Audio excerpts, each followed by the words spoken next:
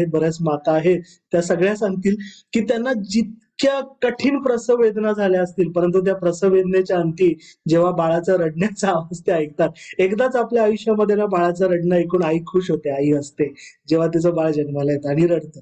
तर त्या बाळाचं रडणं ऐकून त्या आईला त्या सगळ्या प्रसव वेदनाचा विसर पडतो. हालेलुया. तुम्ही आणि मी सुद्धा प्रियानो कठीण प्रसंगातून जातो. भारतामध्ये सुद्धा असं म्हटलं जातं की भीषण असं अन्न टंचाईचं सावट आहे. आपण पाहत आहोत आजूबाजूला अनेक गोष्टींचे भाव महागले कडाडलेले आहेत. परंतु अशा सर्व कठीण परिस्थितीमध्ये आपल्याला सांभाळणारा आपला परमेश्वर आहे आणि त्याच्या सरतेशेवटी तुमचा माझा प्रभू येशू ख्रिस्त विजयाने येणार आहे, आपल्याला विजयाचा मुकुट देणार आहे.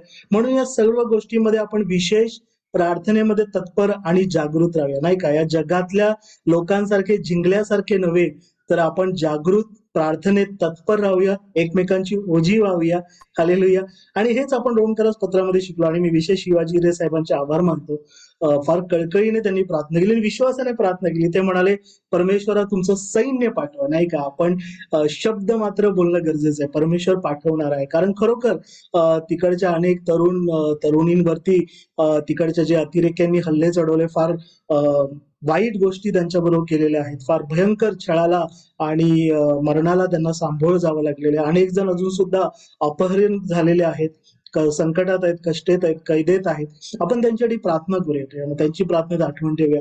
आणि आपण जे कृपा पावलेले, आणि ते पाळकसाहेब बोलताना फार सुंदर गोष्ट म्हणाले की अनेक हजार किलोमीटर असलेल्या इस्रायलाची वेदना आपल्याला जाणवते, तर आपल्या जवळ असलेल्या जे छळात आहेत त्यांची, त्या ख्रिस्ती बांधवांची पण आठवण करूया. मणिपूर प्रियानो आजही जळत आहे, अजूनही तिकडची परिस्थिती भयंकर आहे, भीषण आहे, पण ते बातम्यामध्ये आपल्यापर्यंत बरेचदा येत नाही. पण आपण त्याचं ओझं वाहूया, त्यांच्यासाठी सुद्धा प्रार्थना करूया. इतकंच केवळ नव्हे, तर आपल्या प्रार्थना गटातले सुद्धा अनेक लोक आहेत जे अनेक प्रकारच्या छळाला सामोरं जातात, अनेक प्रकारची चिंता आहेत, अनेक प्रकारची निराशा आहे. बरेचदा ते आत्म्यामध्ये इतके अस्वस्थ आहेत, इतके उद्विग्न आहेत की ते प्रार्थनेमध्ये सांगू शकत नाहीत. परंतु त्यांच्या वेदना, त्यांचे संकट, त्यांची चिंता आपला परमेश्वर जाणतो. आणि ख्रिस्तामध्ये परमेश्वराची आपल्याला काय आज्ञा आहे? परस्पर एकचित्त राहा, आनंद करणाऱ्यांबरोबर आनंद करा, जे दुःख करतात त्यांच्याबरोबर दुःख करा. हालेलुया. आपल्यामध्ये असतील प्रियनो, काही दुःखात असतील, तर त्यांच्या दुःखाचा भार आपण वाहून घेणं, त्यांच्यासाठी प्रार्थना करणं फार गरजेचं आहे. हालेलुया. आज प्रियनो रोमकरास पत्र याच्यामध्ये जशी आपण वचनांची वाटणी केली होती, त्याप्रमाणे आपल्यामध्ये बरेच जण आहेत आणि एक एक करून अनेक जण बोलणार आहेत. आणि रोमकरास पत्र याचा अध्याय 8 पासून 15 पर्यंत सर्वजण बोलणार आहेत. तर मी अधिक वेळ न घेता, जर सगळेजण तयार असतील, जे जे कोणी तयार असेल ते आज संधी घेऊ शकतात.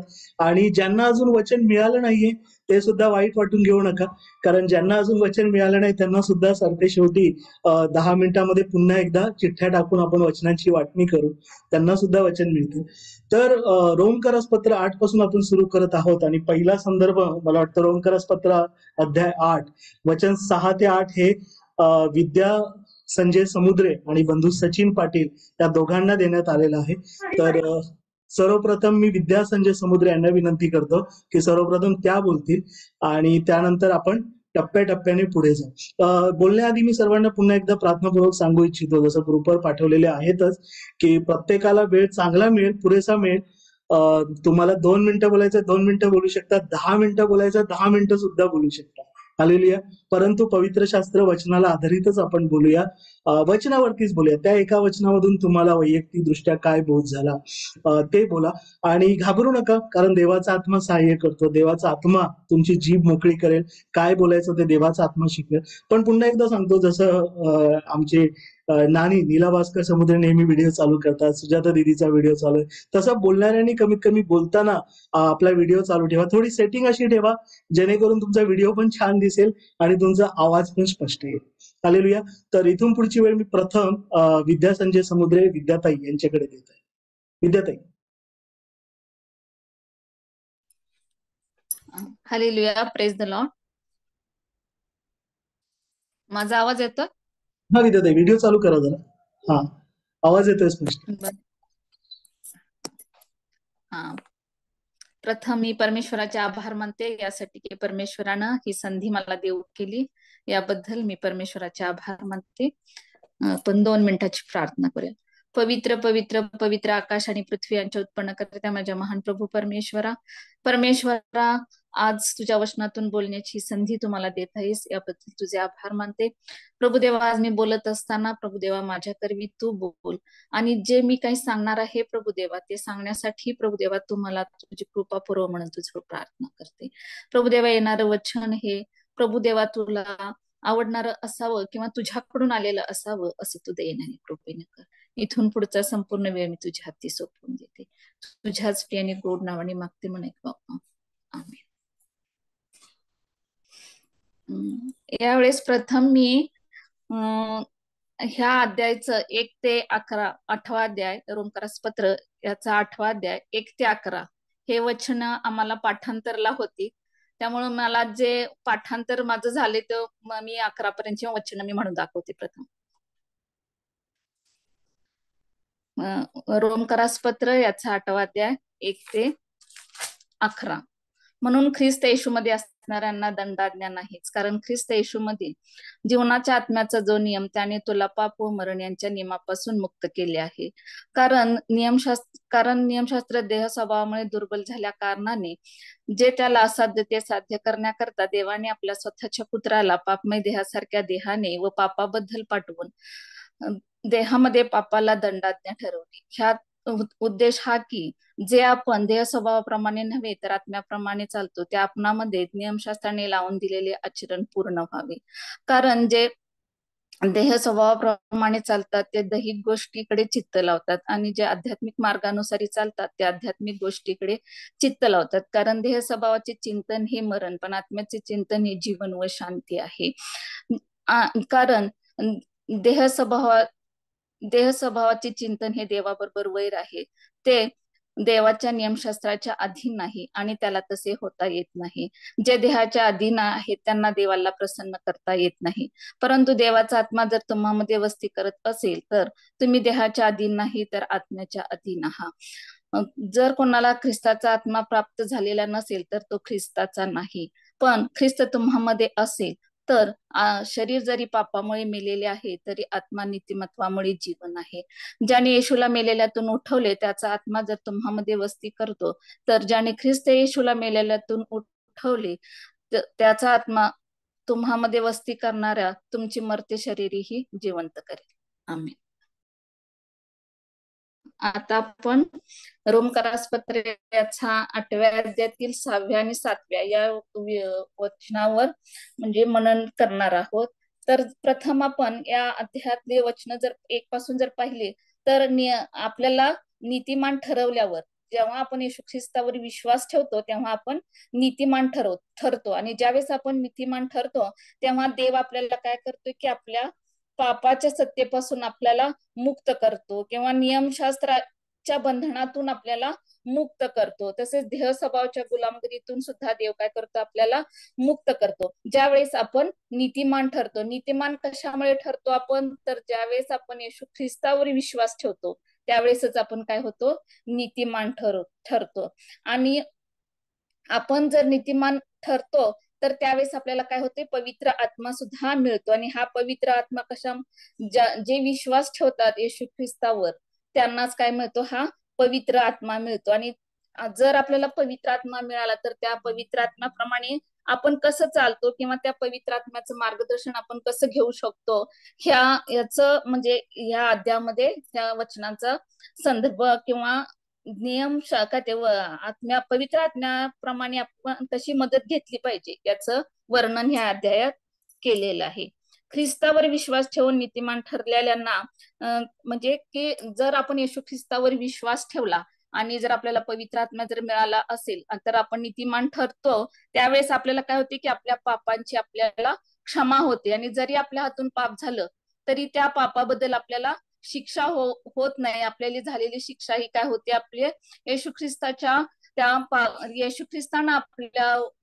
आपलं पाप त्याच्यावर घेतल्यामुळं काय होते की आपली शिक्षा म्हणजे ही होत नाही, आपल्याला झालेली शिक्षा रद्द होते. आणि पवित्र आत्मा काय करतोय, आपल्याला जीवन देणार आहे. तो विश्वास ठेवणाऱ्याला काय देतो, येशू ख्रिस्ताचं जो त्याच्यावर विश्वास ठेवतो त्याला काय मिळते, येशू ख्रिस्ताचं जीवन मिळते. आणि विश्वास ठेवणाऱ्याला पाप व देह स्वभाव यांच्या बंधनातून कोण मुक्त करतो? तर पवित्र आत्मा काय करतो की ह्या सर्व बंधनातून ज्यावेळेस आपण येशू ख्रिस्तावर विश्वास ठेवतो, आपण ज्यावेळेस नीतिमान ठरतो, त्यावेळेस काय होतंय की आपल्यामधील देह स्वभाव आणि पाप हे काय करते, आपल्याला पवित्र आत्मा ह्यातून आपल्याला बंधमुक्त करतो. आणि याचं नियमशास्त्र चांगले असून ही देह स्वभावामुळे ते मनुष्याला काय झालेलं आहे की पाळता आलेलं नाही नियमशास्त्र. आणि यावर उपाय म्हणून देवाने काय केलेलं आहे की नियमशास्त्रचं पालन आपल्याकडून होत नाही म्हणून परमेश्वरानं काय केले की आपल्या स्वतःच्या पुत्राला या जगामध्ये पाठवले. त्यांनी येशू ख्रिस्तानं काय केले की मानवी देह धारण करून आपल्या पापाबद्दल काय केलेलं आहे, दंड भरलेला आहे. आणि येशू ख्रिस्तानच दंड भरल्यामुळे काय झालेलं आहे की आपल्याला पवित्र आत्मा आणि पवित्र आत्म्याच्या प्रेरणेने आपण काय सामर्थ्याने आता म्हणजे आज या जगामध्ये आपण चालू शकतो. आणि नियमशास्त्राने जे पवित्र व देवाच्या दृष्टीने योग्य असं जे आचरण आहे ते आचरण आज आपण पवित्र आत्म्याच्या द्वारे करू शकतो. याचं संदर्भ बघितला तर गलती 5:25 याचा संदर्भ आपण इथं घेऊ शकतो. गलती 5:25.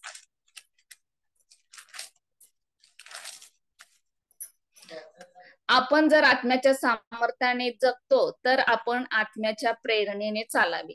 जर आपल्याला पवित्र आत्मा जर मिळाला असेल, जर आपल्याला पवित्र आत्म्याचं सामर्थ्य प्राप्त झालं असेल तर आपण पवित्र आत्म्याच्या प्रेरणेनंच चाललं पाहिजे. आपण देवाच्या मार्गातच चाललं पाहिजे. आपण देवाच्या आज्ञेप्रमाणे किंवा देवाने जे नियम लावून दिलेले आहेत त्याप्रमाणेच आपण काय झालेलं पाहिजे, चाललं पाहिजे. आपण आता 5 ते 8 किंवा आपण 6 आणि 7 या वचनांचं जर हे घेतलं मनन किंवा या वचनावर जर विचार केला तर तारण झालेल्या प्रत्येक व्यक्तीचे 2 स्वभाव असतात. ज्यावेळेस आपल्याला आपलं तारण होतं, ज्यावेळेस आपण येशू ख्रिस्तावर विश्वास ठेवतो त्यावेळेस आपलं तारण होतं, त्यावेळेस आपल्यामध्ये 2 स्वभाव असतात. ज्यावेळेस म्हणजे आपण तारण आपल्याला मिळण्याच्या अगोदरचा एक स्वभाव आणि तारण मिळाल्यानंतरचा एक स्वभाव. मग तारणापूर्वीचा जो स्वभाव असतो आपला जुना स्वभाव त्याला आपण देह स्वभाव असं म्हणतो. आणि ज्यावेळेस आपल्याला तारण प्राप्त झाल्याच्या नंतरचा जो आपला नवा स्वभाव असतो त्याला आपण आध्यात्मिक मार्गानुसारी किंवा आत्मिक स्वभाव असं म्हणू शकतो. जो विश्वासणारा देह स्वभावाप्रमाणे चालतो त्याच्या मनात स्वतःच्या वासना व इच्छा तृप्त करण्याचे विचार असतात व त्याचे बोलणे व आचरण देह स्वभावाच्या तृप्तीसाठीच असते. बघा प्रियांनो, ज्यावेळेस देह स्वभावाप्रमाणे जे व्यक्ती चालतात त्या व्यक्ती फक्त म्हणजे आपल्याच इच्छेप्रमाणे किंवा आपल्या मनाला ज्या गोष्टी पटतात त्याच करण्याचा त्यांचा काय असतो, कल असतो किंवा त्याच करण्यासाठी ते धडपडत असतात किंवा झटत असतात. किंवा म्हणजेच की जे देवाला न आवडणाऱ्या गोष्टीच ते करत असतात आणि ते देह स्वभावाप्रमाणे करत असतात. देवाला म्हणजे ज्या गोष्टी आवडत असतात त्यांच्याकडे त्यांचा कल नसतो, तर त्यांना त्यांना ज्या गोष्टी आवडतात म्हणजे जग आणि जगातल्या गोष्टीतच ते का जातात, रमून जातात. उदाहरणार्थ काय की टीव्ही बघणे किंवा मोबाईल बघणे, देवाच्या वचनाकडे दुर्लक्ष करणे, हा देह म्हणजे हे करणं म्हणजेच काय, हे देह स्वभाव आहे. म्हणजे देवाच्या वचनाकडे लक्ष न देता आपल्याच देह स्वभावाप्रमाणे चालणे म्हणजेच काय, हे देह स्वभाव देवाकडे दुर्लक्ष करणे. तेच विचार त्यांच्या मनात घोळत असतात. म्हणजेच की जे देवाचे विरुद्ध आहेत, म्हणजे देवाकडे दुर्लक्ष न करणं, दुर्लक्ष करणं, चर्चला न जाणं किंवा एखादी प्रार्थना अटेंड न करणं आणि किंवा म्हणजे जे देवाचे वचन आहे त्याच्या विरुद्धात ते असतात. त्यांना काय म्हणतात, म्हणजे देह स्वभावाप्रमाणे चालणाऱ्या व्यक्ती. आणि जे पवित्र आत्म्याच्या सूचनेप्रमाणे किंवा सामर्थ्याने चालतात त्या व्यक्ती कशा असतात, तर त्या देवाला संतोष देतात. संतोष म्हणजे देवाला कसा संतोष होईल याकडे त्यांचं लक्ष असतं. ते देवासाठी जगत असतात. ते देवाला न आवडणाऱ्या गोष्टी विचार करत नसतात. ज्या गोष्टी देवाला आवडतात त्याच करण्याकडे त्यांचा कल असतो किंवा त्याच गोष्टी ते करत असतात. म्हणजेच वेळेवर चर्चला जाणं किंवा प्रार्थनेला बसणं, दररोजची आपली वैयक्तिक प्रार्थना करणं, बायबल वाचणं, ह्या गोष्टीकडे त्यांचा जास्त कल असतो. म्हणजेच की देवाच्या इच्छेप्रमाणे, देवाच्या वचनाप्रमाणे ते ह्या व्यक्ती चालत असतात, ज्यांना आत्मिक सामर्थ्य किंवा पवित्र आत्म्याचं सामर्थ्य प्राप्त झालेले असतात, त्या व्यक्ती ते देवाच्या शास्त्रात रमतात. त्यांना म्हणजे कायम ते बायबल वाचन किंवा इतर गोष्टीकडे लक्ष न देता केवळ देवाच्या वचनामध्येच ते असतात. जे देह स्वभावाप्रमाणे चालतात व विचार करतात ते देवाच्या सहभागितेतून दूर असतात. म्हणजेच की ते त्यांना देवाच्या ह्याच्या वचनामध्ये रममान त्या व्यक्ती नसतात. तर त्या काय करत असतात, इतर गोष्टीमध्येच त्या जास्त म्हणजे देवाला सोडून त्या इतर गोष्टीमध्येच त्यांचं मन जास्त रमत असतं. ते देवाच्या वैर्याप्रमाणे वागतात. म्हणजेच एखाद्या कुणीतरी त्यांना संदेश सांगितला किंवा कोणत्या तरी एखाद्या वचनावर कोणतरी बोललं तरी त्यांना त्या गोष्टी पटत नसतात. ते आपल्याच स्वभावाप्रमाणे वागत असतात. ते म्हणत असतात, काय हे लोक देव करतात, देवाच्याच पाठीमाग लागल्यात, काय म्हणजे देवानी ह्यांचं चांगले केले, असे त्यांच्या देवाच्या विरुद्धच त्यांचे सगळे विचार असतात. त्यांना देवाच्या इच्छेप्रमाणे करता येतच नाही. म्हणजे त्यांना जरी किती जरी सांगितलं देवाच्या सेवकांनी किंवा इतर कोणी जरी त्यांना काही देवाबद्दल सांगितलं तरी ते म्हणजे मानायला किंवा त्याप्रमाणे वागायला ते तयार नसतात. ते आपल्याच मनाप्रमाणे वागत असतात. त्यामुळे ते देह स्वभावाच्या गुलामगिरीत राहतात. म्हणजे ते देवाच्या वचनामध्ये न राहता स्वतःचे जे विचार आहेत आणि जे देवाला न आवडणारे आहेत त्याच विचारामध्ये ते काय राहतात आणि त्यामुळे ते देवाच्या विरुद्ध जातात. देवाला संतोषेने हे त्यांना अशक्यच असते. म्हणजे ज्या गोष्टीतून देवाला संतोष किंवा देवाला दे, आनंदित करणं किंवा ह्या गोष्टीकडे त्यांचा कलच नसतो, तर ते काय करत असतात, देवाच्या विरुद्धच सगळ्या गोष्टी करत असतात. या उलट पवित्र आत्म्याच्या प्रेरणेने चालणाऱ्यांना ख्रिस्तामध्ये विपुल जीवन मिळते व त्यांच्या मनात शांती असते. बघा प्रियानो, ज्यावेळेस आपण देवाच्या वचनामध्ये वाढत असतो किंवा देवाच्या आज्ञेमध्ये वाढत असतो तेव्हा देव आपल्याला विपुल आशीर्वाद देतो किंवा आपल्या जीवनामध्ये शांती असते. ज्यावेळेस बघा ते देवाच्या वचनाच्या विरुद्ध असतात त्या लोकांच्या जीवनामध्ये शांती नसते, त्यांच्या जीवनात अशांतता असते, त्यांना अनेक संकटांना तोंड द्यावं लागतं. त्यांच्या संकट जरी आली तर त्यांना त्यातून पार करता येत नाही. पण ज्यावेळेस बघा आपण विश्वासणारे असतो, त्यांच्या जीवनात जरी संकट आले तरी देव त्या संकटातून त्यांना निभावून नेतो, त्यांना त्या संकटातून नेण्यासाठी सामर्थ्य प्राप्त करतो. ज्यावेळेस आपण देवाच्या वचनामध्ये किंवा देवाच्या सामर्थ्यामध्ये असतो तेव्हा देह स्वभावाने चालण्यासाठी खटपट करावी लागत नाही. तो आपला स्वभावच आहे. पवित्र आत्म्याच्या प्रेरणेने चालण्यास निश्चयपूर्वक त्यांचे नियंत्रण स्वीकारावे लागते. त्यानो आज मला या वचनामधून हेच सांगायचं आहे की जे आपण म्हणजे जे आपणाला नीतिमान आपण ठरवलं येशू ख्रिस्तावर विश्वास ठेवल्यामुळे, जर आपण नीतिमान आहोत तर आपण देवाच्या वचनाप्रमाणेच राहिलं पाहिजे. ज्यावेळेस आपण देवाच्या वचनात राहू त्यावेळेस देव आपल्याला येशू ख्रिस्ताचं जीवन आणि शांती विपुल प्रमाणात आपणाला देणार आहे. आमेन. आमेन. हालेलुया. फार सुंदरचं वचन आहे प्रियानो. रोमकरास पत्र याचा 8वा अध्याय आणि 6 ते 8 याच्यावरती विद्या संजय समुद्रे बोलल्या आणि त्यांच्यासाठी आपण देवाच्या नावाला गौरव देऊया. कारण फार महत्वाचा अध्याय की पवित्र आत्म्याप्रमाणे चालणे, नाही का? जो पवित्र आत्मा, देव हा आत्मा आहे आणि आत्म्याने आणि खरेपणाने देवाची सेवा करणं फार गरजेचं आहे. आणि म्हणून या वचनामध्ये आपल्याला म्हटलेलं आहे की ज्या देह स्वभाव आहे त्या देह स्वभावाचं चिंतन हे मरण आहे, पण आत्म्याचं चिंतन हे जीवन व शांती आहे. आणि देह स्वभावाचं जो चिंतन जर आपण करत आहोत तर ते देवाबरोबर वैर आहे. आणि विद्याताई यांनी जसं सांगितलं त्याप्रमाणे आपण आत्म्याचं जर सामर्थ्य देवाकडे मागतोय तर फक्त ते सामर्थ्य मागून 1 मिनिटाचं सामर्थ्य मागून बाकी 23 तास आणि 59 मिनिटे आपण देह स्वभावाने नाही चालू शकत, नाही का? 24 तास सतत आपण जर आत्म्याच्या सामर्थ्याने चालणारे ख्रिस्ती आहोत तर आपण आत्म्याच्या प्रेरणेने चालणं सुद्धा गरजेचं आहे. की आत्म्याच्या प्रेरणेने देवाला संतोषणाऱ्या सगळ्या गोष्टी, देवाला प्रसन्न करणाऱ्या गोष्टी करणं गरजेचं आहे. याच वचनावरती आज आपले बंधू सचिन पाटील सुद्धा बोलणार होते, परंतु काही कारणामुळे आज ते व्यस्त आहेत, तर ते उद्या संधी घेणार आहेत. आणि त्याचप्रमाणे त्यांच्यानंतर आपली बहीण सीमा, हिचा नंबर आहे, तर मला वाटतं सीमा सुद्धा आज ड्युटीवर आहे. त्यामुळे सीमा, तू उद्या बोलणार आहेस, बरोबर? येस. सीमा सुद्धा हो हो उद्या. Yes, hallelujah. आपली बहीण सीमा सुद्धा उद्या बोलणार आहे. तर सीमा नंतर नाव आहे सॅम्युअल कोथंबिरे सरांचं. तर इथून पुढची वेळ मी कोथंबिरे सर यांच्याकडे देत आहे.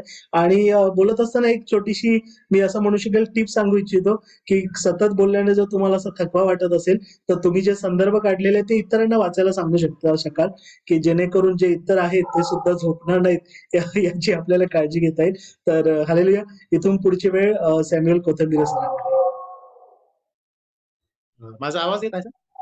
हो कोथंबिरे सर, आवाज येत आहे. ठीक. आपण रोम 8:28 या वचनावर मनन करणार आहोत.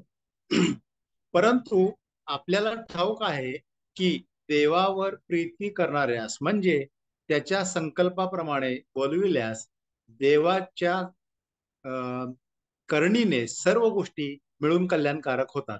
काही वचने वाचतो, त्यातून आपण मनन पाहणार आहोत. पहिल्यांदा आपण पाहणार आहोत की जीवन कशात आहे. तर पवित्र आत्म्याद्वारे जीवन, रोम 8:18 ते 27 ही वचने मी काही वाचून किंवा कोणाला जर मिळत असेल त्यांनी वाचावं प्लीज. रोम 8:18 ते अंकल रोम 27. 8:18 ते 27 ना? हा 18. कारण आपणासाठी जो गौरव प्रकट होणार आहे त्याच्या पुढे सांप्रत काळाची दुःखे काहीच नाहीत असे मी मानतो. कारण सृष्टी देवाच्या पुत्रांच्या प्रकट होण्याची प्रतीक्षा अत्यंत उत्कंठेने करत आहे. कारण सृष्टी व्यर्थतेच्या स्वाधीन करण्यात आली, ती आपखुशीने नव्हे तर ती स्वाधीन करणाऱ्यांमुळे. सृष्टी ही स्वतः नश्वरतेच्या दास्यातून मुक्त होऊन तिला देवाच्या मुलांची गौरवयुक्त मुक्तता मिळावी या आशेने वाट पाहते. कारण आपल्याला ठाऊक आहे की संबंध सृष्टी आजपर्यंत कणत आहे व वेदना भोगत आहे. इतकेच केवळ नव्हे तर ज्या आपल्याला आत्मा हे प्रथम फळ मिळाले आहे ते आपणही स्वतः दत्तकपणाची म्हणजे आपल्या शरीराच्या मुक्तीची वाट पाहत असता आपल्या ठायी कणत आहोत. कारण आपण अशी आशा धरून तरलो, जी आशा दृश्य झाली आहे ती आशाच नव्हे, जे दृश्य झाले आहे त्याची आशा कोण धरील. पण जे अदृश्य त्याची जर आपण आशा धरली तर धीराने आपण त्याची प्रतीक्षा करत असतो. आमेन. तर या ठिकाणी आपण पाहतो की भावी गौरव या ठिकाणी आपल्याला बघायला मिळत आहे की जे काय नंतर पुढचं येणार आपल्याला गौरव आहे ते यातून प्रगट होत आहे. आणि हेडिंगच आपण पाहतो की प्रगट होणारे वैभव, म्हणजे पुढचे येणारे आपल्याला प्रगट जे व्हायचंय त्याचा आपल्याला गौरव प्राप्त होणार आहे. त्याचप्रमाणे मी विनंती करत आहे की रोम 28 ते 39 वचने मोठा आहे जरा संदर्भ, कुणीतरी वाचावे. अंकल 28 ते रोम 39. 28 रोम मध्ये 16 वचन आहे. तुम्ही दुसरं 28 ते 39. ओके.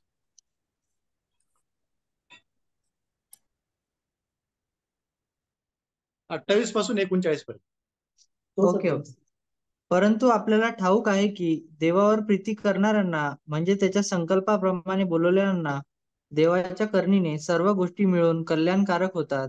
कारण ज्याच्याविषयीचे त्याला पूर्वज्ञान होते त्यांनी आपल्या पुत्राच्या प्रतिमेप्रमाणे बनावे म्हणून त्याने त्यांना आगाऊच नेमून ठेवले.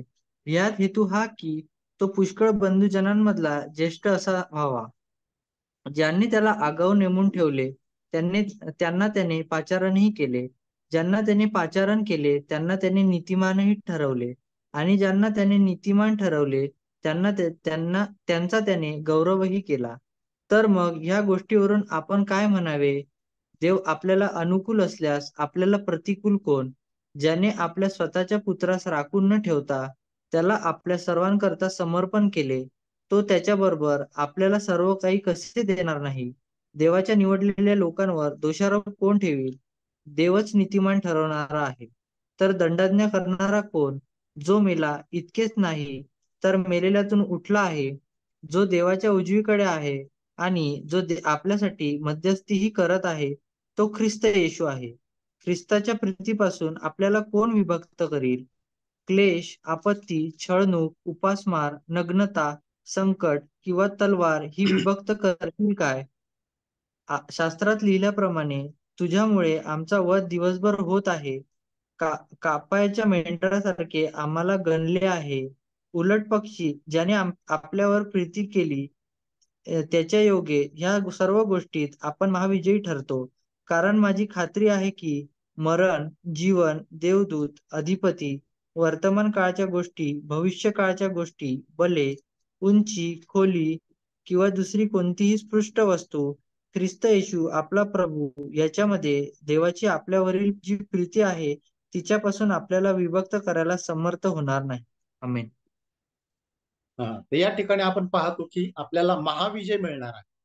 तर या महाविजयासाठी ही संपूर्ण वचने आपण वाचलेली आहेत आणि या जर गोष्टी आपण पाळल्या तर ख्रिस्ताची व देवाची प्रीती या जर आपण आपल्या ठाई असली तर आपल्याला महाविजय मिळणार आहे असं या वचनातून आपल्याला दिसून येत आहे.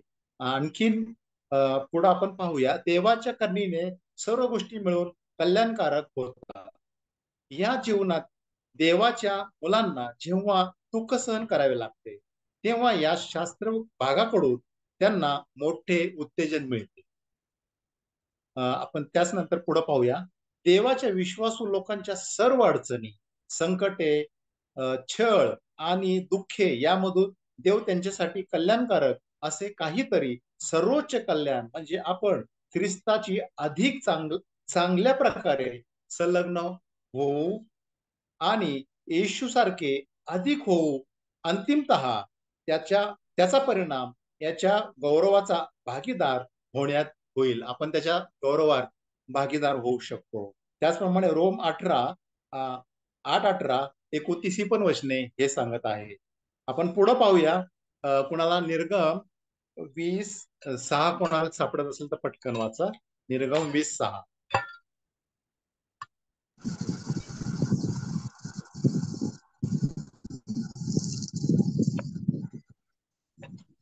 आणि जे मजवर प्रेम करीतात व माझ्या आज्ञा पाळतात अशांच्या हजारो जणांवर मी दया करीन.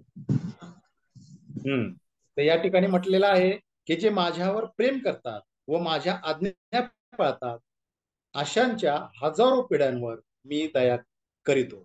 आणि खरोखर आपल्यावर तू दया करतो हे आपल्याला यातून या वचनातून दिसत आहे. आणखीन आपण पुढे जाऊन पाहूया, अनुवाद त्याचा 7वा अध्याय 9.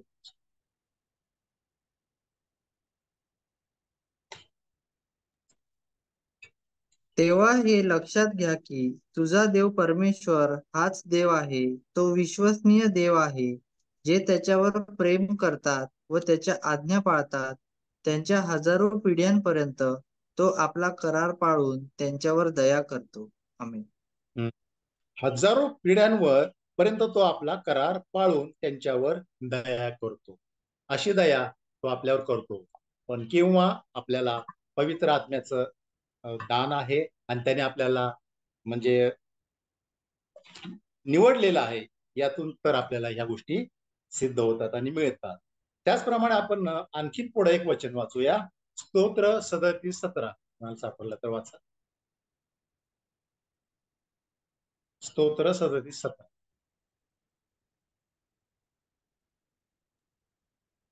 दुर्जनांचे बाहू मोडतील पण नीतिमानांचा आधार परमेश्वर आहे. आमेन. आमेन. दुर्जनांचे बाहू मोडतील पण परमेश्वराचे काय म्हटलंय की तो त्यांना सांभाळेल, त्यांचा सांभाळ करेल, कुठल्याही प्रकारे त्यांना मोड होणार नाही किंवा सैतान कुठल्याही प्रकारे त्यांचे हाडे मोडणार नाही किंवा त्यांचं एकही हाड मोडणार नाही आणि त्यांना तो सांभाळणार आहे. त्याचप्रमाणे आणखी एक वचन आपण पाहूया, यशया 56:4-7.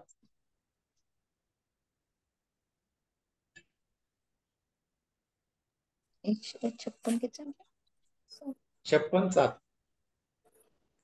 त्यास मी आपला पवित्र पवित्र पर्वतावर आणीन आणि माझ्या प्रार्थना मंदिरात त्यास हर्षित करीन. माझ्या वेदीवर केलेले त्यांचे होम व यज्ञ मला पसंत होतील, कारण माझे मंदिर हे सर्व राष्ट्रासाठी प्रार्थना मंदिर आहे असे म्हणते. बरोबर आहे की त्यास मी आपल्या पवित्र पर्वतावर आणीन आणि माझ्या प्रार्थना मंदिरात त्यास हर्षित करीन असे प्रभू म्हणतो. आणि कधी हे आपण जर त्याच्यामध्ये राहिलो तर या सर्व गोष्टी आपल्याला होणार आहे आणि आपण हर्षित होणार आहे. माझ्या वेदीवर केलेले त्याचे होम व यज्ञ मला पसंत होतील. आपण जुन्या करारामध्ये वाचतो की परमेश्वराला आपण जर यज्ञ केला पूर्वीचे पवित्र जन जे देवाचे दास होते ते काय करायचे, होम करायचे. कुठल्याही जिथं जाईल तिथे त्यांना विजय मिळाला त्या ठिकाणी वेदीवर ते अर्पण करायचे आणि त्या अर्पणाने परमेश्वराला, त्या वासाने परमेश्वर त्या संतुष्ट होत असत. त्याप्रमाणे या ठिकाणी आपण वाचलेलं आहे. पापातून ही देव काहीतरी चांगलं करील असा दावा करून कोणीही पापाची तरफदारी करू नये. आपण आपली पापे जरी देवाकडे कबूल केली आणि त्याची क्षमा आपल्याला मिळाली तरी त्याचा तत्कालिक परिणाम अनुभव आपल्याला नेहमी येईल.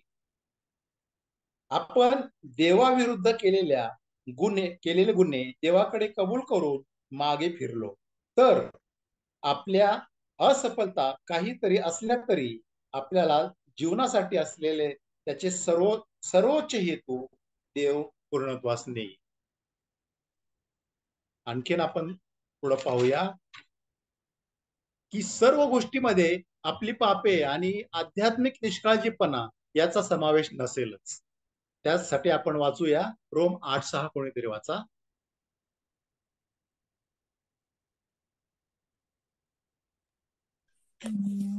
कारण देह स्वभावाचे चिंतन हे मरण, पण आत्म्याचे चिंतन हे जीवन व शांती आहे.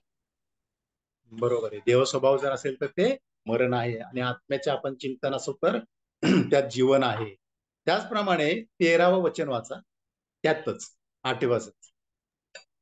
कारण जर तुम्ही देह स्वभावाप्रमाणे जगलात तर तुम्ही मरणार आहात, परंतु जर तुम्ही आत्म्याने शरीराची कर्मे ठार मारली तर जगाल. आमेन. बरोबर आहे. त्याचप्रमाणे आणखी एक वचन आपण वाचूया, गलती 6:8.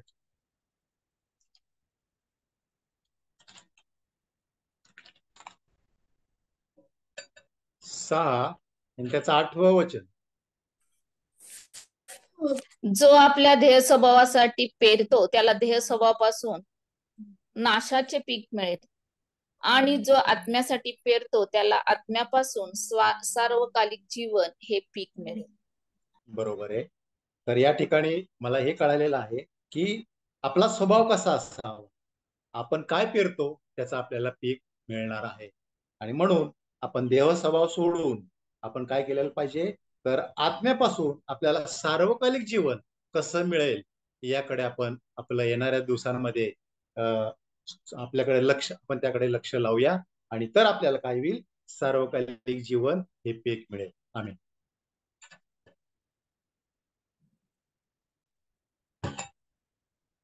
ख्रिस्त नावाला गौरव. फार सुंदर वचन आहे प्रियानो, नाही का, की परंतु आपल्याला ठाऊक आहे की देवावर प्रीती करणाऱ्यास म्हणजे त्याच्या संकल्पाप्रमाणे बोलवल्यास देवाच्या करणीने सर्व गोष्टी मिळून कल्याणकारक होतात. सगळ्या गोष्टी मिळून आधीमधी रस्ता कदाचित खडतर असेल, आधीमधी काहीतरी दुःख येतील, संकट येतील, किंबहुना आपण त्याच वचनाकडे जाणार आहोत. छळवणूक होईल, उपासमार होईल, परंतु सर्व गोष्टी देवाचे जे लोक आहेत त्यांच्यासाठी मिळून कल्याणकारक होतात. अधिक वेळ न दवडता मला वाटतं 15 मिनिटं राहिलेली आहेत. तर आपल्यामध्ये पुढचं नाव आहे किरण आगलावे सिस्टर. तर मी त्यांना वेळ देऊ इच्छितो. त्यांच्याकडे वचन आहे रोम 8:34 आणि 35. तर इथून पुढची वेळ किरण आगलावे सिस्टर तुमच्याकडे. किरण सिस्टर. हॅलो दादा, माझा आवाज ऐकू येतो? हो सिस्टर, आवाज येतो तुमचा. व्हिडिओ चालू करा सिस्टर.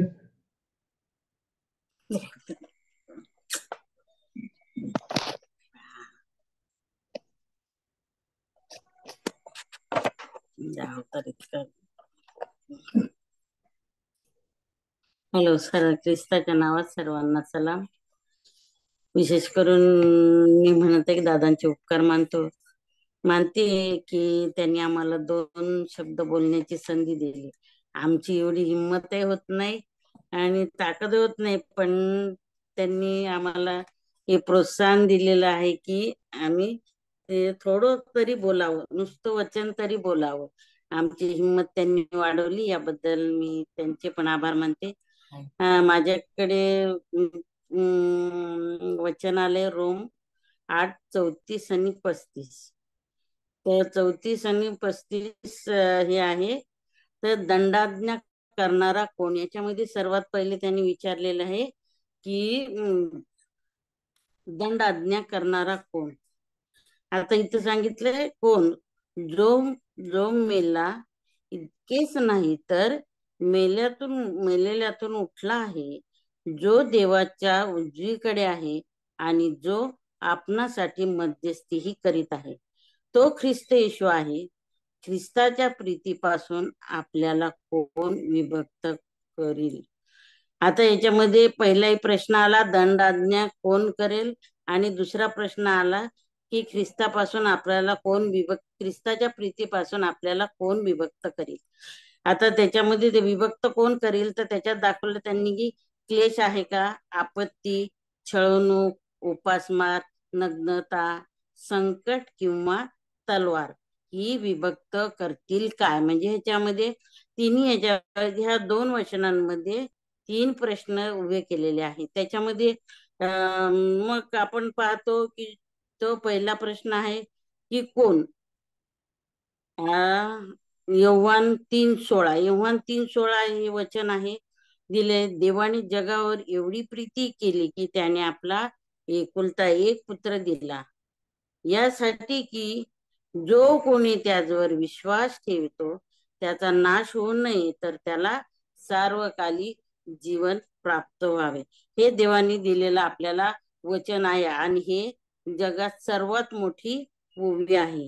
ही जगात सर्वात मोठी ओवी आहे, कारण त्याच्यामध्ये त्यांनी सांगितलेलं आहे की आपण त्याच्यावर जर विश्वास ठेवला तर आपला नाश होणार नाही. आपण जर त्याच्यावर विश्वास ठेवला तर आपला नाश होणार नाही. जो मेल. मग आता दुसरा प्रश्न आहे की जो मेला उठला, देवाच्या उजवीकडे बसला, तो आपल्याला दंड आज्ञा करणारा कोण आहे, तर जो मेला उठला आणि देवाच्या उजवीकडे बसला तो, आणि आपणासाठी काय करत आहे, तो मध्यस्थी करत आहे. तो योहान 4:46 आणि 53 मध्ये मी एक थोडीशी गोष्ट आहे ती सांगते. एक राजा होता. आता राजा असतो, त्याचा एक अंमलदार असतो. एक राजा असतो, त्याचा एक अंमलदार असतो, आणि त्याचा मुलगा आजारी पडतो. म्हणजे आजारी इतका पडतो की तो आता मरणास टेकलेला असतो. आणि तो काय करतो, मग त्याने येशू ख्रिस्त, आता तो अंमलदार जो असतो तो येशू ख्रिस्ताचे फक्त त्यांनी बोलणे ऐकलेले असते, आणि त्याच्या बोलणे ऐकतो तो. आणि त्याचा मुलगा मरणाचा लागला होता. त्यांनी येशू ख्रिस्ताची महानता ऐकली होती की येशू ख्रिस्त हे करू शकतो, ते करू शकतो, रोग्यांना बरे करू शकतो, लंगड्यांना पाय देऊ शकतो, आणि अंधाळ्यांना डोळे सुद्धा देऊ शकतो. म्हणजे येशू बापा चमत्कार करू शकतो. तो खूप खूप श्रीमंत होता. तो खूप श्रीमंत होता. पण आपण पाहिले की श्रीमंती काही कामाची नाही. आपण कधी आजारी पडलो तर आपला जो पैसा जरी असला तरी आपल्याला काही वेळ डॉक्टर सुद्धा वाचू शकत नाही. जर आपला पैसा असला तरी आपण कितीही खटाटोप केली तरी आपला पैसा आपल्याला वाचू शकत नाही. आणि मग त्यांनी तो काय करतो, तिथून तो प्रभू येशू ख्रिस्त पुढे निघून गेलेले असतात. त्या कफरनाहूमापासून प्रभू येशू ख्रिस्त गालिलात गेलेले असतात. आता हे गालिल शहर टेकड्याच्या वर आहे, आणि कफरनाहूम शहर हे टेकड्याच्या खाली आहे. आणि जी टेकड्याच्या खाली खाली उतारावर असते, तिथं प्रभू येशू ख्रिस्तासाठी हा जो अंमलदार असतो, हा 30 किलोमीटर तो पायी टेकड्यावरून काट्याकुट्यातून याच्यातून तो असा जातो. आता पूर्वीच्या काळी तर रस्ते नव्हते, पायवाटाच होत्या. तर त्या रस्त्याने तो असा वर जातो आणि वरून पण खाली होतो. तो कशासाठी, तर आपल्या लेकरासाठी तो प्रभू येशू ख्रिस्ताकडे मध्यस्थी मागायसाठी, आपल्यासाठी आपल्या प्रभू येशू ख्रिस्तांनी त्याच्या पित्याकडे मध्यस्थी केलेली आहे. आणि इथं म्हणजे हा जो जगीक बाप आहे, तो जगीक मुलगा आहे, त्याच्यासाठी त्याचा पिता प्रभू येशू ख्रिस्ताकडं मदत मागत आहे. आता तर ज्या पहिल्या टायमाला तो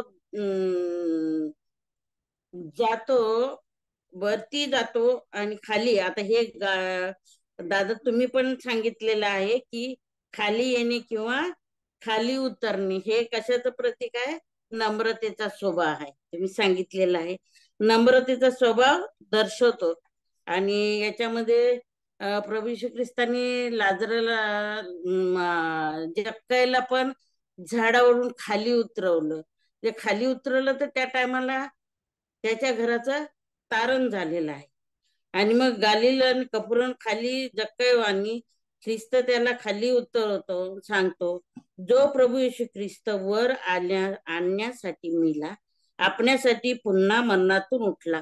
प्रभू येशू ख्रिस्त कबरेमध्ये पण गेला, कबरेतून वर पण गेला आणि वरून आता परत वापस खाली पण येणार आहे. ही त्याची प्रीती कशी होती? मध्यस्थीची प्रीती होती. कारण त्यांनी सांगितले, मी माझ्या पित्याकडे जातो आणि आणि तिथे तुमच्यासाठी जागा तयार करतो. ही काय आहे? देवबापाची आपणावर असलेली प्रीती आहे. तर मग याच्यामध्ये सांगितले प्रीती. आता देवबापावर आपण प्रीती केली, विश्वास टाकला, तर आपल्या पित्याने आपला विश्वास कधीच पडू दिला नाही. कारण हा विश्वासामुळेच आपण येथे आहोत. प्रीतीपासून आपल्याला विभक्त करेल. आता योहान 35 मध्ये क्लेश करू शकेल का? नाही.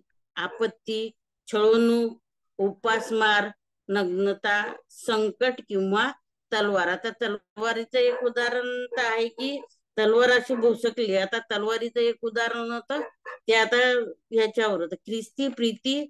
आता ख्रिस्ताची प्रीती त्यांनी आपल्याला कशावर त्यांनी दाखवली? ते वधस्तंभावर असलेल्या वधस्तंभावर जेव्हा येशू ख्रिस्त टांगला गेला त्या टायमाला त्याच्या बाजूलाच एक चोर होता. त्या चोराने फक्त म्हटलं, त्यांनी काय प्राप्त करून घेतलं? तर त्यांनी स्वर्गलोक प्राप्त करून घेतला. तो जो त्यांनी त्याच्यावर फक्त मरणाच्या थोडं आधी त्यांनी त्याच्यावर विश्वास ठेवला. तर त्यांनी काय विश्वास ठेवला? की त्यांनी फक्त तेवढंच म्हटलं की तू आज माझबरोबर सुखलोकात असशील. आणि त्याच्यानंतर मत्तई मध्ये पण सांगितलं, आपण ख्रिस्तामध्ये राहू, आपला विश्वास भक्कम आहे, तर आपल्याला ख्रिस्ती पासून कोणी विभक्त करू शकणार नाही. वी म्हणजे आपण म्हणतो वी म्हणजे विजय. आणि त्याच्यानंतर भक्त म्हणजे आपण आहे येशू ख्रिस्ताचे, आपण काय आहोत? भक्त. आणि रोम 5:8, प्रगटी 1:6 मध्ये, आणि गलती करस पत्र याचा 5वा अध्याय 19 आणि 21 प्रमाणे वाचलं तर, गलती प्रमाणे वाचलं तर योहान 15:13, आपल्या मित्रांकरिता आपण प्राण द्यावा, ह्यापेक्षा कोणती प्रीती मोठी आहे? आपण जर आपल्या मित्रासाठी प्राण दिला तर त्याच्यापेक्षा मोठी प्रीती कोणतीही नाहीये. रोम 15:12 मध्ये जशी मी, त्याच्यात प्रभू येशू ख्रिस्ताने सांगितले, जशी मी तुम्हावर प्रीती केली तशीच तुम्ही एकमेकांवर प्रीती करा. आणि प्रीती करावी अशी माझी देवबापाने आपल्याला ती काय दिलेली आहे? एक आज्ञा दिली आहे. आता त्यांनी विकत घेतलं, कारण 1 कोरिन्थ 9:13 मध्ये सांगितलं, त्यांनी आपल्याला मोल देऊन विकत घेतलेला आहे. आता मोल कोणतं दिलेलं आहे? की त्यांनी आपणासाठी वधस्तंभावर आपला प्राण दिला, आपणासाठी रक्त सांडलं, कुशीत भाला खुपसला, असं त्यांनी आपणासाठी केलं. आणि त्याच्यानंतर गलती 5:13 मध्ये पण तसं सांगितलेलं आहे. त्याच्यामध्ये देवाने फळं दिलेली आहे. त्या फळामध्ये कोणतं आहे? देवाने सांगितली प्रीती ही सर्वात श्रेष्ठ आहे. प्रीतीने एकमेकाचे दास व्हा. देवाने आपल्याला यासाठी अशक्य गोष्ट शक्य केली आहे. येशू ख्रिस्त एक भूतग्रस्त मुलगा असतो, त्याला काय करतो? बरे करतो. आणि माझ्या विश्वासाने आहे, माझा अविश्वास धरू नको. कारण एक पिता आपल्या मुलासाठी, जो मुलगा भूतग्रस्त असतो तो मुलगा असा हे ऊन पडतो, जमिनीवर पडतो, त्या टायमाला देवबाप त्याचा पिता त्याला म्हणतो की माझा अविश्वास मला विश्वासू कर, माझा अविश्वास माझ्यातून घालून टाक. आणि मग देवबाप काय करतो, त्या मुलाला बरे करतो. त्या मुलाला बरे केल्यावर मग त्याच्या वडिलांचा पण विश्वास त्याच्यावर बसतो.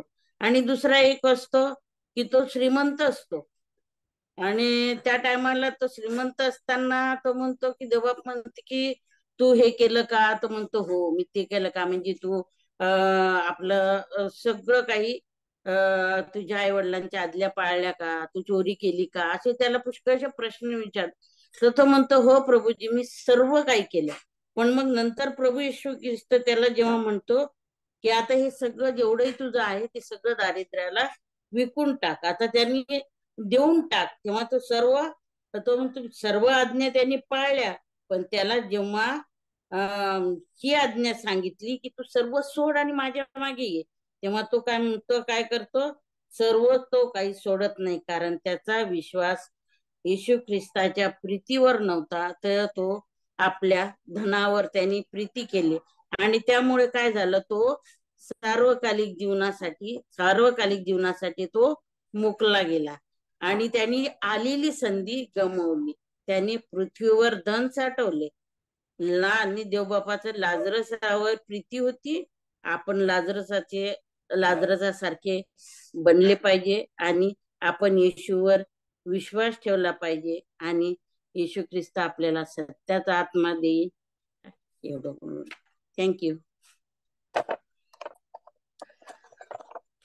हालेलुया, ख्रिस्त नावाला गौरव. फार सुंदर वचन आपणा सर्वांना मिळालेलं आहे आणि खरोखर देवाच्या नावाला गौरव की परमेश्वराचा आत्मा आपणा सर्वांना चालवत आहे. आणि आज 3च वक्ते बोललेले आहेत. हालेलुया. संपण्याआधी मी 5 मिनिटं अधिकची घेऊ इच्छितो प्रियानो, कारण 2 गोष्टी करणं महत्वाचं आहे. एक गोष्ट ती म्हणजे शनिवारी आणि रविवारी प्रार्थनेमध्ये जे सदस्य अनुपस्थित होते, ज्यांना अजून वचन मिळालं नाहीये त्यांना वचन द्यावं. आणि दुसरी गोष्ट म्हणजे उद्या किंवा परवा जे बोलणार आहेत त्यांच्यासाठी काही मार्गदर्शक तत्वे पुन्हा सांगायचे. तर पुन्हा एकदा वचनाच्या चिठ्ठ्या माझ्या समोर आहेत, तर मी प्रत्येकाचं नाव अनुक्रमे घेईन. त्यांनी आपला माईक अनम्यूट करा, जेणेकरून तुम्ही कोणत्या वचनावर बोलणार आहे तुम्हाला सांगता येईल. सर्वप्रथम मला नाव दिसत आहे जयश्री पुणेकर आंटी यांचं. जयश्री आंटी, तुमचा माईक अनम्यूट करा. जयश्री आंटी.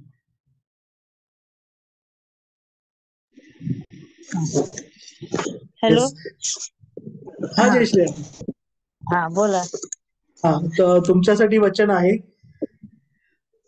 रोमकरास पत्र 12वा अध्याय वचन 1 आणि 2. आपले बंधू स्तवन सुद्धा ज्या वचनावर बोलणार आहेत त्याच वचनावरती जयश्री आंटी सुद्धा बोलणार आहे. जयश्री आंटी मी ग्रुपवरती सुद्धा पाठवेल.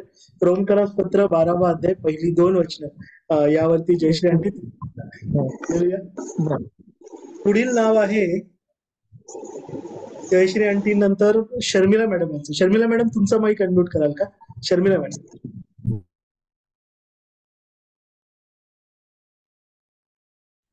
Hello. Hallelujah. Hello. Sharmila madam, हा, तुमच्यासाठी वचन आहे.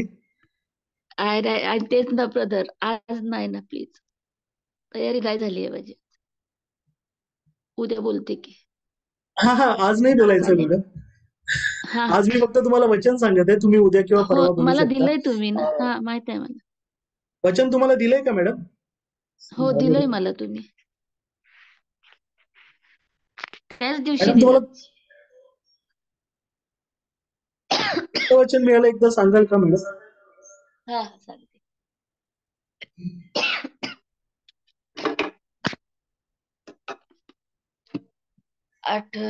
रोमकरास पत्र.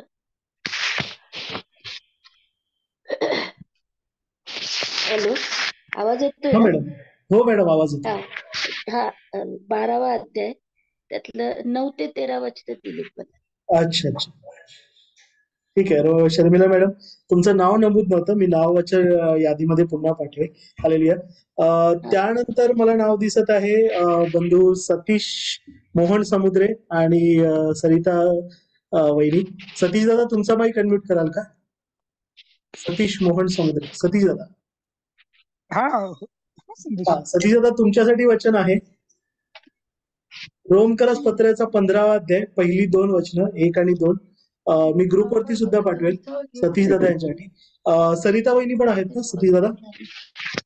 हो हो आहेत सरिता वहिनी यांच्यासाठी वचन आहे रोमकरस पत्र याचा 14वा अध्याय 1 ते 3 वचन. सरिता वहिनी मी ग्रुपवरती सुद्धा पाठवेल रोम 14 वचन 1 ते 3. हालेलुया. यानंतर मला नाव दिसतंय सियोन म्हणजे प्रशांत दादा आणि सविता वहिनी यांचं. प्रशांत दादा माईक अनम्यूट कराल का? पिंटू दादा आहे. Yes hallelujah. पहिलं वचन आहे वचन क्रमांक प्रथम सविता वहिनी तुम्ही बोलताय ना? हो हो जरा आवाज येस सविता वहिनी तुमच्यासाठी वचन आहे रोम 12 20 आणि 21. ठीक आहे रोम 12 20 आणि 21. सविता वहिनी तुमच्यासाठी. पिंटू दादा पण आहेत सविता वहिनी? हो आहेत आहेत. हा पिंटू दादा यांच्यासाठी वचन आहे रोम 9 वचन 4 आणि 5. पिंटू दादा हो रोम 9 वचन 4 आणि 5. मी ग्रुपवर सुद्धा पाठवेल. सायली सुद्धा बोलणार आहे का सविता वहिनी? म्हणजे कधीपर्यंत कारण 21ला तरी ती जाणार 21च्या अगोदरच ती असेल इकडे. हा हे वचन बोलण्याचं पुढच्या 2-3 दिवसातच आहे करायचं. हा सायली आहे का आता प्राथमिक? हो आहे की आहे. आहे ना? हा बोलणार ना सायली? हो हो अंकल बोलेल. हा सायलीसाठी आहे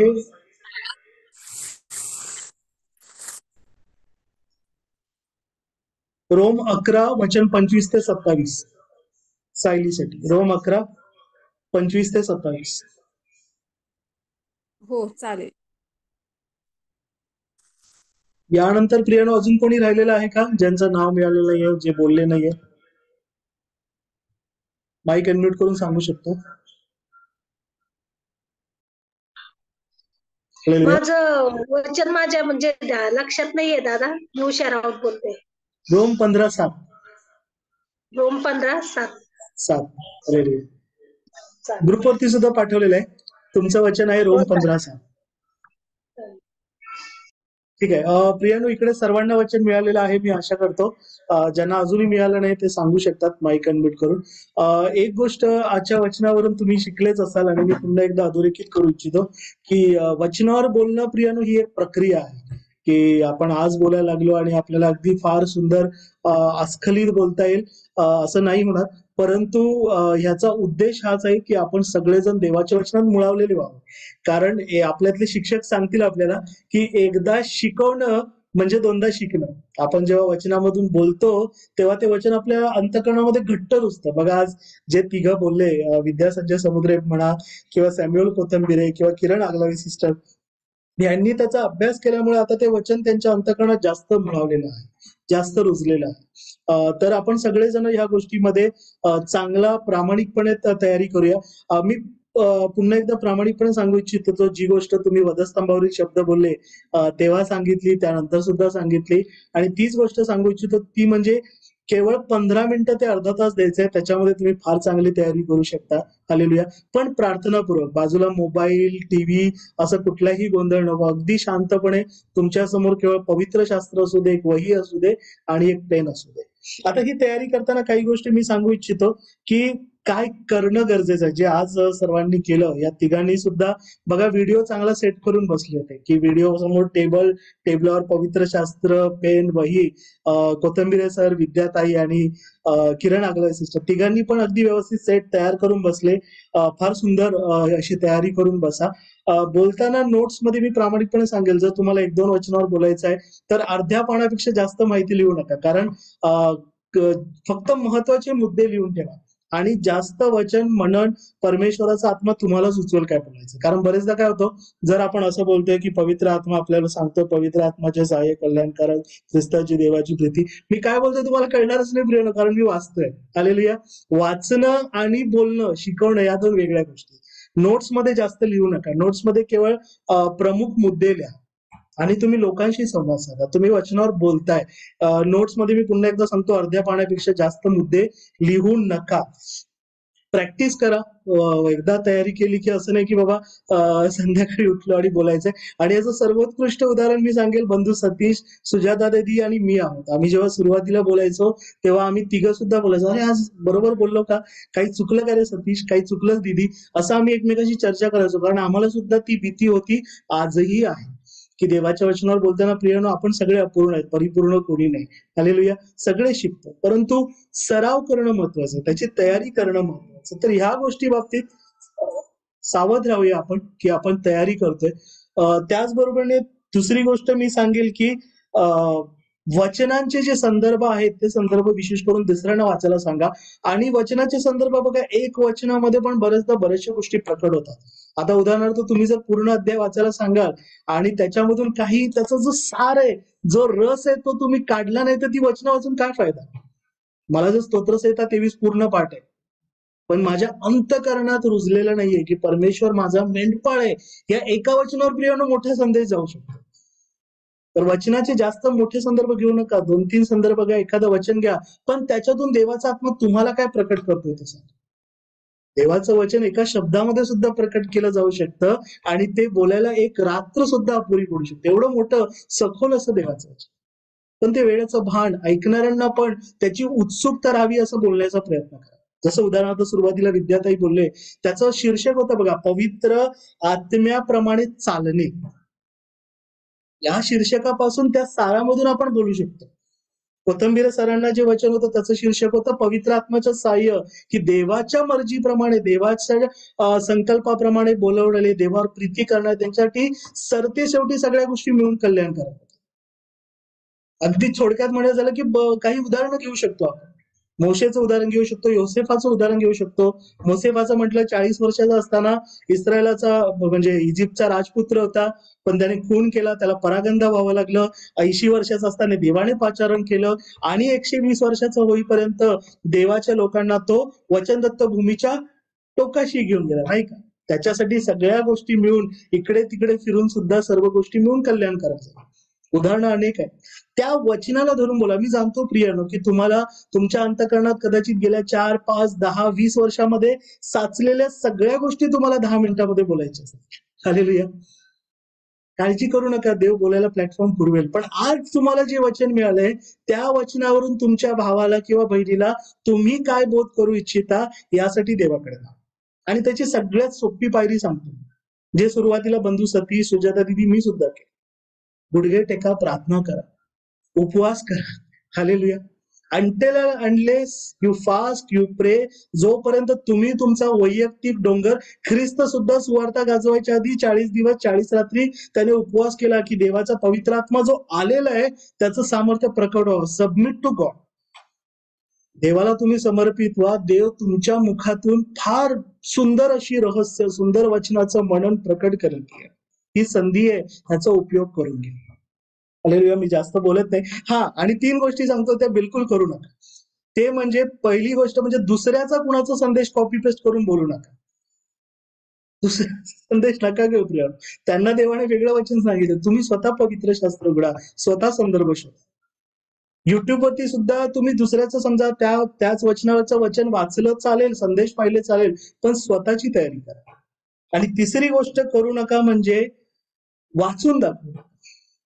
सर्व काही त्या 10 मिनिटांमध्ये उगीच एखादी गोष्ट तुम्हाला दुसरी कुठली तरी गोष्ट किंवा तो प्रसंग या वचनामध्ये सांगायचा प्रयत्न करू नका. आणि दुसऱ्या कोणाला तरी आपला संदेश, बाबा ठीक आहे, तुमच्या घरी एखादा आहे जो वचनामध्ये फार सराईत आहे, तुम्हाला माहिती आहे, हो पाळासाहेब माझ्यासाठी एवढं तयार करून देता का, मला उद्या बोलायचंय, हो संदेश माझ्यासाठी तयार करून देतो का, स्तवन माझ्यासाठी, असं करू नका. देवाने तुम्हाला पाचारण केलंय, परमेश्वर तुमच्याद्वारेच कार्य करा. हालेलुया. आपण इकडे थांबूया. इथून पुढची वेळ आपले संचालक श्रुतिका यांच्याकडे. आणि क्षमा करा आज 10 मिनिटं जास्त घेतली. हालेलुया. Praise the lord. देवबाप्पाच्या नावाने धन्यवाद. सर्वांना देवबाप्पाने बोलण्यासाठी स्वागत केलं आणि वचनाद्वारे आपण खूप काही गोष्टी आपल्याला शिकायला भेटल्या, त्यासाठी देवाचे आभार. आपण यापुढे प्रभूने शिकवलेली प्रार्थना या रात्री गीत बोलवत. हे आमच्या स्वर्गातील पित्या, तुझे नाव पवित्र मानले जाओ, तुझे राज्य राज्य जसे स्वर्गात तसे पृथ्वीवर आमची रोजची भाकर आम्ही करुणा करून सोडले तू आमची ऋणे नसोत आणि आम्हास परीक्षेत आणू नकोस तर आम्हास वाईटापासून सोडवतो. तुझीच आहे. आमेन. या रात्री ईश्वरा तू माझला सांभाळ आयुष्यभर राखीला करावा प्रतिपा.